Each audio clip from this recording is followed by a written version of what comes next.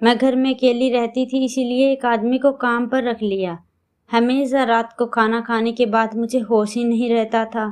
सुबह पूरा शरीर दर्द करता। एक रात मैं खाना खाए बिना ही सो गई, लेकिन उस वक्त मेरे होश उड़ गए जब आधी रात होते ही उस आदमी ने, मेरा नाम विधि है और मैं 25 साल की एक जवान और खूबसूरत लड़की थी। मैं पढ़ाई करने के बाद नौकरी करने लगी। आज मेरी छुट्टी थी और मैं घर का सामान लेने बाजार गई तो गर्मी की वजह से मुझे चक्कर आने लगे। मैं एक हफ्ते का सामान खरीदकर घर वापस आ रही थी कि तभी एक आदमी मुझसे टकरा गया। मुझे बहुत शर्मिंदगी का एहसास हुआ। मेरी वजह से उसे काफी जोर से चोट लगी थी। गर्मी की वजह से वह भी पसीना पसीना हो रहे थे। मैंने उस आदमी से माफी मांगी तो कहने लगा, बहन जी, मुझे काम की बहुत जरूरत है। मैं पहले एक दुकान पर नौकरी करता था, लेकिन फिर वह दुकान बंद हो गई और मैं बेरोजगार हो गया।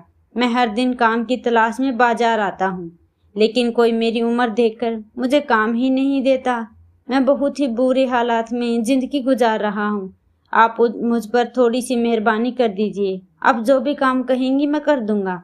उस आदमी ने जबरदस्ती मेरे हाथ से सामान की थैलियां पकड़ ली और कहने लगा, बहन जी, मैं आपको आपकी गोदी तक छोड़कर आता हूँ। आप मुझे कुछ पैसे दे दीजिएगा। उस आदमी की हालत देखकर मुझे उस पर बहुत रहम आया। वह मेरे पापा की उम्र के थे। मुझे उनके चेहरे से अपने पापा की याद आने लगी। वह आदमी बहुत अच्छे से बात कर रहा था और किसी अच्छे घर का लग रहा था। हालात ने उस स्टेज तक पहुंचा दिया था कि वह मुझसे नौकरी मांगने पर मजबूर हो गया था। मैंने कहा, बाबा जी ठीक है, मैं आपको अपने घर के कामकाज के लिए रख लेती हूँ। मुझे एक ऐसे इंसान की जरूरत है जो मेरे घर का सामान लाए और छोटे मोटे काम भी कर दे। अगर आपको कोई एतराज ना हो तो आप मेरे साथ चलें। मेरी बात सुनकर उस आदमी के चेहरे पर मुस्कुराहट आ गई। मैंने उनसे पूछा तो उन्होंने बताया कि वह दूसरे शहर से यहाँ नौकरी के लिए आए हैं और अपनी बेटी की शादी के लिए मेहनत कर रहे हैं। हर बाप की तरह वह भी अपनी बेटी को दुनिया भर की खुशियां देना चाहते थे। उसकी बात सुनकर मेरी आंखों से आंसू आने लगे। गुजरे हुए कुछ पल मेरी आंखों के सामने आ गए और मेरी आंखों में आंसू थे। मैंने बाबा जी को तसल्ली दी कि आप परेशान ना हो, सब कुछ ठीक हो जाएगा। घर आकर मैंने उनको घर के थोड़े बहुत काम समझाए। मैं उनसे सफाई का काम करवाना भी चाहती थी। मेरा घर तो ज़्यादा गंदा नहीं होता था, लेकिन मेरे पास सफाई करने के लिए वक्त ही नहीं था।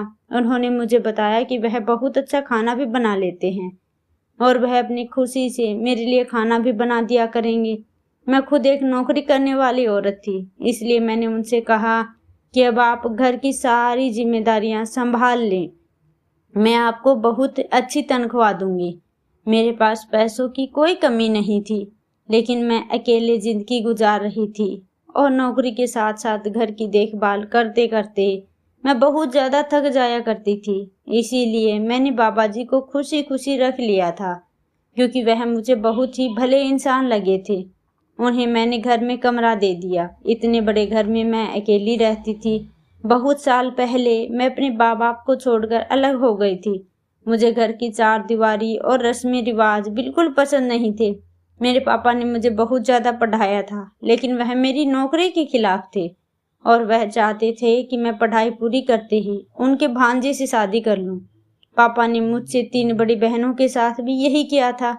उनको भी पढ़ाई पूरी होते ही शादी करवा दी और नौकरी के लिए मना कर दिया। मैं अपनी जिंदगी में यह सब नहीं चाहती थी। मेरा इतना जल्दी शादी करने का कोई इरादा नहीं था। मैं अपने पैरों पर खड़ी होना चाहती थी। मेरे पापा ने मुझसे कहा कि जब तुम दुनिया की रंगीनियों से थक जाओगी तो तुम्हें अपने पापा की एक एक बात याद आएगी कि शायद पापा ने बिल्कुल ठीक ही कहा था। अब मुझे अक्सर पापा की बहुत याद आया करती थी। मैं जब भी थकी हारी जॉब से घर लौट कर आती तो वह घर मुझे अपने मम्मी पापा की याद दिलाता था। मेरे मम्मी पापा ने मेरी बहनों को पलकों पर बिठा कर रखा था और मैंने कभी घर का कामकाज नहीं किया था। लेकिन जब से मैं अपने मम्मी पापा से लड़कर घर छोड़कर आई थी, मुझे सब कुछ खुद ही करना पड़ता था और धीरे धीरे मुझे एहसास हुआ कि मेरे मम्मी पापा ने मुझे किस तरह दुनिया के सारे दर्द गम से बचा कर रखा हुआ था। अपनी डिग्री के बल पर मुझे बहुत अच्छी कंपनी में नौकरी मिल गई थी और अब जब मैं पीछे हटकर देखती तो मुझे यकीन हो जाता कि मैंने घर छोड़कर बिल्कुल सही फैसला किया है। लेकिन अब मुझे मम्मी पापा की याद बेचैन कर देती थी। मम्मी पापा कहा करते थे कि लड़कियों को नौकरी करने के बाद भी शादी करनी ही होती है, तो बेहतर है कि किसी अच्छे से लड़के से तुम शादी करके मैं तुम्हें विदा कर दूं। जबकि मेरा मानना था कि मुझे अपने पैरों पर खड़ा होना चाहिए और अपनी मेहनत से जिंदगी में कुछ हासिल करना चाहिए। मैं इतनी जल्दी शादी नहीं करना चाहती थी। घर छोड़ने के बाद मैंने अपने सारे सपनों को पूरा कर लिया। मैं सारा वक्त अकेले घर और कामों में उलझी रहती और मुझे आराम का भी वक्त नहीं मिलता था। कभी कभी तो मैं थककर इस कदर चूर हो जाती कि रात का खाना खाए बगैर ही बिस्तर पर गिर जाती थी। बाबा जी को रखने के बाद मैं घर की तरफ से बिल्कुल बेफिक्र हो गई थी, क्योंकि उन्होंने 2 ही दिन में मेरे घर की पूरी जिम्मेदारियों को समझ लिया था और वह पूरी ईमानदारी से लगन से घर के काम कर रहे थे। मैंने उन्हें सफाई के लिए रखा था, लेकिन उन्होंने खुद ही बावर्ची खाने की जिम्मेदारियां भी उठा ली थी। बाबा जी खाना बहुत ही अच्छा बनाते थे। अब मैं हमेशा रात का खाना घर पर ही खाने लगी, वरना मैं ज़्यादातर रात का खाना बाहर से ही मंगवा लिया करती थी या फिर भूखी ही सो जाती थी। रात का खाना खाते ही अब मुझे ऐसी नींद आती कि मैं बिस्तर पर लेटते ही सो जाती और फिर सुबह सवेरे ही मेरी आँख खुलती थी। बाबा जी के आने से मैं अपनी नींद को लेकर बहुत ज़्यादा परेशान थी, क्योंकि मुझे पहले सारी रात बिस्तर पर लेटे रहने के बाद भी नींद नहीं आती थी और थकावट की वजह से मेरा सारा जिस्म दर्द करता था। लेकिन बाबा जी के आने से मुझे बहुत आराम है और मुझे बहुत अच्छी नींद आने लगी थी। उनको काम पर रखे हुए 15 दिन ही हुए थे कि सब कुछ बहुत अच्छे से चल रहा था। एक रात मुझे ऑफिस का काम निपटाना था, इसीलिए मैंने खाना एक तरफ रख दिया और पहले काम करने लगी। थोड़ी ही देर में बाबा जी कमरे में आ गए। मैंने बाबा जी की तरफ देखा और पूछा कि क्या हुआ, इतनी रात यहाँ? तो वह कहने लगे कि मुझे लगा कि आपकी तबीयत ठीक नहीं है, इसीलिए देखने के लिए चला आया। क्योंकि आपके कमरे की बत्ती अभी तक जल रही थी तो मुझे आपकी फिक्र हुई। मैंने बाबा जी से कहा कि नहीं, मैं बिल्कुल ठीक हूँ, अपना काम कर रही हूँ, आप जाकर सो जाएं। बाबा जी को लेकर जब अपना काम खत्म करके मैं सोने लगी तो मेरे दिमाग में एक सवाल आया कि बाबा जी इतनी रात तक क्यों जाग रहे थे, जबकि वह तो मुझसे भी पहले उठे होते हैं। मैं जब सोकर उठती थी तो बाबा जी घर की सफाई भी कर चुके होते और मेरे लिए नाश्ते की तैयारी में लगे होते। इसी सोच में मैं कुछ देर के बाद सो गई और हमेशा की तरह सुबह उठकर ऑफिस चली गई। लेकिन कहीं ना कहीं मेरे दिमाग में बाबा जी को लेकर बहुत सारे सवाल उठ रहे थे। मैं बाबा जी को बिल्कुल भी जानती नहीं थी और उन पर इस कदर भरोसा कर लिया था कि उन्हें अपने ही घर में जगह दे दी। मेरा ऑफिस में पहले ही बहुत सारी परेशानियों का सामना था और अब ऐसे में बाबा जी को लेकर भी मैं बहुत परेशान हो गई थी। वैसे तो बाबा जी बहुत अच्छे से बात करते थे और दिल लगाकर घर के कामकाज करते, मुझे उनसे कोई परेशानी नहीं थी। लेकिन कल रात की बात ने मुझे कुछ तो उलझन में डाल दिया था। शाम को जब मैं घर वापस लौटी तो बाबा जी ने फौरन चाय बनाई और मेरे कमरे में ले आए। मैंने बाबा जी से पूछा कि उनके घर वाले कैसे हैं और उनकी बेटी की शादी कब है। बाबा जी खुद ही बताने लगे कि उनके घर वाले गाँव में रहते हैं और बाबा जी को शहर आए हुए कई साल गुजर चुके हैं। वह यहीं नौकरी करते हैं और 1 साल में एक बार अपने घर का चक्कर लगाते हैं। उनकी बेटी की शादी में 6 महीने बाकी हैं और बाबा जी को उसकी शादी की तैयारी करनी है, इसलिए उन्हें पैसों की ज़रूरत है। मैंने बाबा जी से कहा कि आप फिक्र ना करें, मुझसे जितना हो सकेगा आपकी बेटी की शादी के लिए आपकी मदद करूँगी। वह बहुत खुश हुए और चले गए। मैं सोचने लगी कि न जाने मैं बाबा जी पर विश्वास करके ठीक कर भी रही हूँ या नहीं। मैंने सोचा कि मुझे एक बार बाबा जी को आजमा लेना चाहिए। मैंने रात को खाना नहीं खाया, बल्कि बीमारी का बहाना करके जल्दी सोने के लिए लेट गई। मैं आंख बंद करके काफ़ी देर लेटी हुई थी, लेकिन कुछ भी नहीं हुआ। सोच रही थी कि मैंने फालतू में एक अच्छे इंसान पर शक किया और न जाने मैंने क्या क्या सोच लिया था। उतने में कमरे का दरवाज़ा खुला और वह आदमी मेरे कमरे में चला आया। मैं कमरे का दरवाज़ा लॉक करके ही सोने के लिए लेटी थी। उस आदमी ने घर की एक्स्ट्रा चाबियों से कमरे का दरवाज़ा खोला था। मेरी सांसें रुकी थी। इतनी देर में रात को न जाने मेरे कमरे में क्या करने आए थे। मुझे सोता हुआ देखकर वह वापस कमरे से बाहर निकल गए और मेरी सांस में सांस वापस आई। लेकिन उस वक्त मेरे कदमों तले जमीन निकल गई जब उस आदमी के पीछे एक इंसान मेरे कमरे में आया जिसे मैं बहुत अच्छी तरह से पहचानती थी, और मुझे यकीन नहीं आ रहा था कि वह इंसान आधी रात को मेरे घर में मौजूद भी हो सकता है। वह इंसान मेरे बिस्तर के करीब चला आया और मेरे पास बैठ गया। उसकी निगाहें मेरे शरीर पर थी। जैसे ही उसने मेरे हाथ पर हाथ फेरा, मेरी तो जान ही निकल गई और मैं उठ बैठी। मुझे जागता हुआ पाकर वह इंसान भी हक्का बक्का रह गया। शायद उसे यकीन था कि मैं गहरी नींद में सो रही हूँ। मैंने फौरन से कमरे की लाइट जगा दी और शोर मचा दिया। बाबा जी मेरी आवाज पर फौरन कमरे में चले आए। मैं गुस्से से बाबा जी की तरफ देख रही थी और वह नजरें झुकाए खड़े थे। मैंने आगे बढ़कर उस इंसान का कॉलर पकड़ लिया, उससे सवाल किया, वह रात के इस वक्त मेरे घर में क्या कर रहा है, जबकि मैं अच्छी तरह से जानती थी कि वह इंसान मेरे कमरे में क्यों आया है। जब मैं अपना घर छोड़कर नौकरी के लिए निकली तो मुझे अंदाजा हुआ कि दुनिया में अच्छे लोगों के साथ साथ बहुत से बुरे लोग भी मौजूद हैं जो आपके लिए मुश्किलें खड़ा कर देते हैं, खासकर उस वक्त जब आपके सर पर बाप या भाई का साया ना हो। मेरी नौकरी एक बहुत ही बड़ी कंपनी में तो लग गई थी, लेकिन वहाँ का मैनेजर जो मेरा दोस्त था मेरे लिए एक मुसीबत साबित हुआ था। मैं जवान होने के साथ साथ बहुत ज़्यादा खूबसूरत भी थी और यही बात मेरे लिए परेशानी बन गई। उसकी गंदी नज़रें हर वक्त मेरी तरफ जमी रहती। वह मैनेजर मेरी खूबसूरती पर पूरी तरह दीवाना हो गया था और उसने ऑफिस में मेरा काम करना मुश्किल कर दिया था। वह बहाने बहाने से मुझे अपने कमरे में बुलाता और मेरे करीब आने की कोशिश करता। मैं जितना उससे बचने की कोशिश करता वह जानबूझकर उतना ही मुझे तंग करता था। जब मैं उसके कमरे में नहीं जाती तो वह खुद मेरे केबिन में चला आता और मुझसे इस तरह की बातें करता कि मैं शर्म से पानी पानी हो जाती। मैं जानती थी कि उसकी नीयत गलत है। वह मुझसे कहने लगा कि वह मुझे बहुत अच्छी प्रमोशन दिलवाएगा अगर मैं उसकी ख्वाहिशों को पूरा कर दूंगी। मुझे अच्छी तरह मालूम था कि उसकी ख्वाहिशों से क्या होगा, इसलिए मैंने एक जोरदार थप्पड़ उसके चेहरे पर मार दिया। मैं सोच भी नहीं सकती थी कि वह इतनी बड़ी कंपनी में काम करने वाला मैनेजर इतनी घटिया सोच का मालिक होगा। मैं उसकी बेटी की उम्र की थी, लेकिन उसे फिर भी मेरे साथ इतनी घटिया बात करते हुए कोई शर्म महसूस नहीं हुई।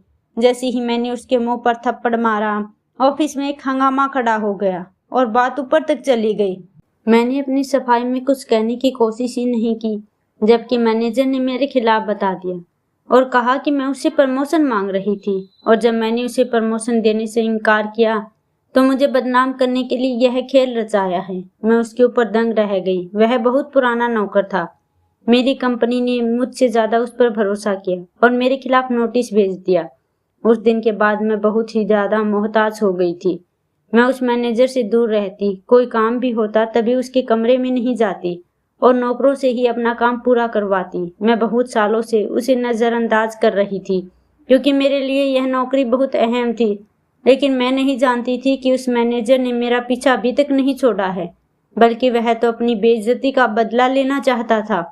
आधी रात को अपने कमरे में अपने मैनेजर को देखकर मेरी जान निकल गई। वह इस कदर बेशर्म निकला था कि वह आधी रात को मेरे घर आ गया था। जब मैंने मैनेजर का कॉलर पकड़ा तो वह कहने लगा कि मैंने जिस तरह से उसे पूरी कंपनी के सामने बेइज्जत किया, वह मुझसे उसी बात का पूरी तरह बदला लेना चाहता था। मैनेजर को बहुत अच्छी तरह मालूम था कि मैं घर में अकेली रहती हूँ। उसने मेरे बारे में सब कुछ मालूम कर लिया था कि मैं घर के कामकाज के लिए एक नौकर को रखना चाहती हूँ, और उसने जानबूझकर अपने नौकर को मेरे रास्ते में भेजा और मेरे घर तक पहुंच गया। वह आदमी जो मेरे घर नौकरी कर रहा था वह मेरे मैनेजर का नौकर था और उसके कहने पर वह मेरे घर आया था। थोड़े दिनों में ही उस आदमी ने मेरे घर की एक एक बात मैनेजर को बता दी और वह जान गया कि वह बहुत आसानी से मेरे कमरे तक आ सकता है। मैनेजर मेरे साथ अपने ख्वाहिश की निशानी बनाना चाहता था ताकि वह मुझे सारी जिंदगी ब्लैकमेल करके अपने बिस्तर पर ले जा सके, लेकिन इससे पहले ही उसकी सारी हकीकत मेरे सामने खुल गई थी। मैनेजर 50 साल का शादीशुदा और 5 बच्चों का बाप था। बस वह मुझे बेइज्जत करना चाहता था क्योंकि मेरे सर पर बाप का साया नहीं था, और इसीलिए उसने मुझे अच्छे से इस्तेमाल किया और मुझे एहसास हो रहा था कि मेरे पापा ठीक ही कह रहे थे कि बेटियां अपने घर की चार दीवारी में ही सुरक्षित होती हैं। मैंने बाबा जी की तरफ गुस्से में देखा और उनसे कहा कि आप तो मेरे बाप की जगह थे। मैंने आप पर इतना भरोसा किया कि आपकी मजबूरी सुनकर आपको अपने घर ले आई। आपसे आपकी बेटी की शादी में मदद करने का वादा किया था, लेकिन उसके बाद भी आपने मेरे साथ इतना बड़ा धोखा किया। उस आदमी ने शर्मिंदगी से नजरें झुका ली। कहने लगा कि वह अपने मालिक की आज्ञा के आगे मजबूर हो गए थे। उसके मालिक ने उनसे कहा था कि अगर वह मालिक का यह काम करेगा तो वह मालिक की बेटी की शादी धूमधाम से करवा देगा और वह अपनी बेटी को दुनिया की हर खुशी देना चाहता था। इसीलिए वह उसकी बात मान गया। लेकिन आज उसे एहसास हो रहा था कि अपनी बेटी की खुशियों के लिए उन्होंने किसी और की बेटी की इज्जत पर दाग लगा दिया था। मैनेजर अभी तक मेरी कोई फोटो नहीं खींच पाया, इसलिए मैंने फौरन पुलिस को फोन करके बुलाया और उसे पुलिस के हवाले कर दिया। और उस आदमी ने मुझसे माफी मांग ली थी। उन्हें अपनी गलती पर पछतावा था। वक्त पर वह अपने मालिक की बातों में आ गया था, लेकिन वह दिल से एक अच्छा इंसान था। मैनेजर की गिरफ्तारी की खबर जब कंपनी में पहुंची तो उसे नौकरी से निकाल दिया गया और उस आदमी को मैंने अपने ही घर में नौकरी दे दी। मैं अपने मम्मी पापा से पहली बार मिलने के लिए अपने घर जा रही थी। मैं उनसे मिलने के लिए बहुत बेचैन थी। मैं उनसे माफ़ी मांगना चाहती थी क्योंकि अब मुझे अच्छी तरह समझ आ गया था कि मैं कितनी गलत थी। मुझे अपने मम्मी पापा की बातें बहुत ही बुरी लगी थी, लेकिन अब मुझे पता चल गया था कि कहीं ना कहीं वह मुझसे ज़्यादा जमाने की खबर रखते हैं। जब मैं अपने घर पहुंची तो मेरे मम्मी पापा मुझे देखकर बहुत खुश हुए और मेरे मम्मी पापा ने सब कुछ भुलाकर मुझे अपने गले लगा लिया। मैंने पापा को बताया कि मैं बहुत ही अच्छी नौकरी कर रही हूँ और अब मैं शादी करना चाहती हूँ। मेरी बात सुनकर पापा मुस्कुराए और कहने लगे कि तुम्हें जो भी लड़का पसंद आए हम तुम्हारी शादी उसी से करवा देंगे। मैंने पापा से कहा कि मुझे सिर्फ नौकरी करने की ख्वाहिश थी, मैं किसी को पसंद नहीं करती और अब आप जिससे कहेंगे मैं शादी कर लूँगी। पापा ने अपनी पसंद से मेरी शादी ऐसे लड़के से करवा दी जिसे मेरी नौकरी पर कोई ऐतराज नहीं था। मुझे समझ आ गया कि जिस औरत के सर पर किसी मर्द का साया नहीं होता, जमाना उसे नोचने के लिए तैयार रहता है, इंसान शादी के बाद भी अपनी ख्वाहिशें पूरी कर सकता है। और मैं भी नौकरी करते हुए अपनी ख्वाहिशों को पूरा कर रही थी।